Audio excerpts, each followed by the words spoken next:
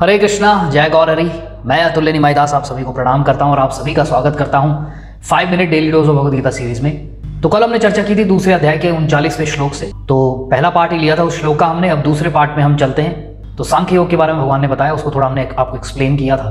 तो डिटेल्ड में नहीं है, ये चीज ध्यान रखिएगा। कल तो हमने आपको थोड़ा सा बताया था क्रिएशन के बारे में, भगवान के बारे में, परंतु डिटेल्ड अगर आपको पढ़ना है तो आप भागवतम का 3रा स्कंद पढ़िएगा। तो आगे चलते हैं। आगे क्या कह रहे हैं? अब निष्काम भाव से कर्म करना बता रहा हूं, उससे सुनो। निष्काम भाव से कर्म। निष्काम भाव, निष्काम, काम का मतलब ग्रीड। काम जो शब्द है हम नॉर्मल भाषा में काम बोल देते हैं, पर एक्चुअली में वो काम नहीं है, कार्य है। काम का मतलब होता है ग्रीड, वासना, लस्ट। नाउ लस्ट सिर्फ शारीरिक लेवल पे नहीं होती। लस्ट हमें किसी भी चीज की हो सकती है।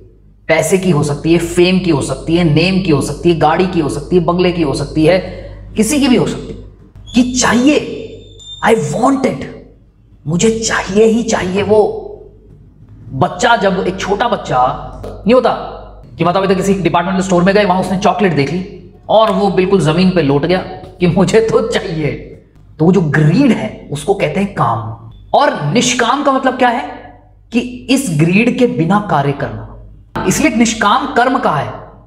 निष्काम कर्म, तो बिना किसी कामना के कर्म करना इज कॉल्ड निष्काम कर्म। तो ये एप्लीकेशन आ गई कि अब भगवान बताने जा रहे हैं कि मैं अब तुझे बताऊंगा कि निष्काम भाव से कर्म कैसे करना है। और संस्कृत में भगवान ने इसको क्या बोला है? बुद्धिर योगे, बुद्धिर योगे तिवमाम शृणु। बुद्धि योग को प्रभुपाद जी ने क्या कहा है? निष्काम कर्म करना। ना बुद्धि का मतलब क्या होता है? बुद्धि का मतलब होता है इंटेलिजेंस। और सांख्य क्या होता है? ज्ञान, नॉलेज। तो नॉलेज को इंप्लीमेंट करने को क्या बोलते हैं? बुद्धि योग। और एनालिसिस जो है, वो सांख्य जो है, वो क्या है? बुद्धि में इंक्लूडेड है। एनालिसिस क्या है? ज्ञान है, एक नॉलेज है कि हाँ मैंने एनालाइज कर लिया है, शरीर अलग है, आत्मा अलग है, मैं आत्मा हूं, मैं शरीर नहीं हूं। ये ज्ञान है।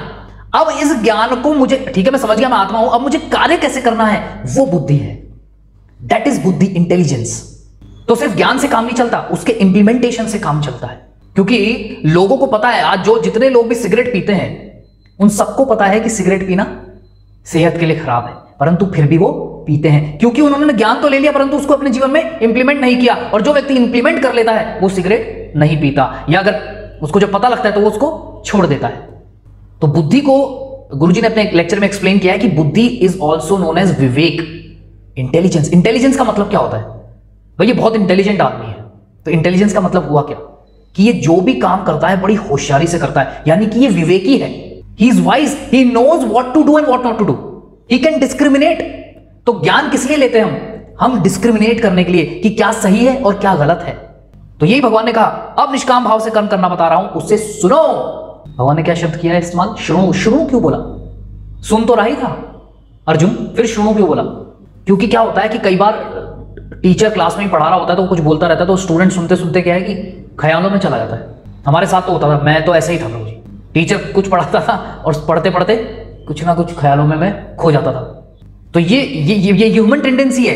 इसलिए भगवान भी क्या कह रहे हैं? सुन। तो टीचर भी क्या कहता था कि सुनो, ध्यान दो इधर। तो वैसे ही भगवान भी क्या कह रहे हैं? शुणु, कि अगर इसका ध्यान इधर उधर भटक भी गया हो कहीं तो वापस आ जाएगा। और दूसरा एक गुरुजी ने बड़ा इंपॉर्टेंट मीनिंग क्या बताया है कि सुनना इज वेरी इंपॉर्टेंट। पढ़ने से काम नहीं। हम क्यों बोलते हैं कि 14 आवर्स का कोर्स सुनो, 14 आवर्स का कोर्स सुनो? क्योंकि भगवत गीता अभी पढ़ने से आपको समझ में नहीं आएगी। क्योंकि जब तक आप किसी पर्टिकुलर सब्जेक्ट के अंदर एक्सपर्ट ना हो तब तक आप पढ़ने से नहीं समझ पाओगे। जैसे एक व्यक्ति जिसने पोस्ट ग्रेजुएशन किया हो किसी पर्टिकुलर सब्जेक्ट में, या उसने एक सब्जेक्ट में मास्टरी की हो, उसे आप उसी सब्जेक्ट की किताब दोगे हायर लेवल की, तो वो पढ़ के उसको समझ जाएगा, क्योंकि उसने एक लेवल अटेन कर लिया है। हमने आध्यात्मिक ज्ञान में कोई लेवल अटेन नहीं किया, हम अभी 0 लेवल पर हैं। तो 0 लेवल पे जो बच्चा होता है उसको आप कहां भेजते हो? स्कूल में भेजते हो। वहां पर बच्चा पढ़ता है, गुरु टीचर उसको पढ़ाता है। तो इसलिए भगवान ने क्या कहा? सुनो। तो यहां सुनो का मतलब यही है कि आप अभी एक्सपर्ट नहीं हो इस नॉलेज के अंदर, इसलिए सुनना पड़ेगा। तो हम सब भी अभी एक्सपर्ट नहीं है, हमें सुनना पड़ेगा पहले। और ये मैं आपको अपने पर्सनल एक्सपीरियंस से बता रहा हूं। आप एक बार 14 आवर्स कोर्स अगर बार सुन लोगे अच्छे से, और फिर आप जब भगवत गीता पढ़ोगे तो आपको बहुत आसानी से समझ में आएगी। क्योंकि टीचर भी कैसे पढ़ाता है, जब वो क्लास में आता है तो पहले टॉपिक लिखता है बोर्ड पे, फिर बोलता है, समझाता है, और फिर बोलता है नाउ ओपन योर बुक्स, कि अब बुक को खोलो, अब पढ़ो, तुम्हें कुछ समझ में नहीं आया तो मुझसे पूछो। यही तरीका होता है, यही एक्चुअली में ये गुरुकुल में ऐसे किया जाता था, ये प्रॉपर तरीका यही है। तो आप भी अगर उसको पढ़ लो, अभी आपने 14 घंटे का नहीं सुना, आप पढ़ो किताब और फिर 14 घंटे का सुनो और फिर किताब पढ़ो, आपको डिफरेंस पता लग जाएगा कि अरे यार पहले तो बिल्कुल नहीं आता था, अब तो। ये मेरा पर्सनल एक्सपीरियंस है, मैं अब आपसे पर्सनल एक्सपीरियंस शेयर कर रहा हूं।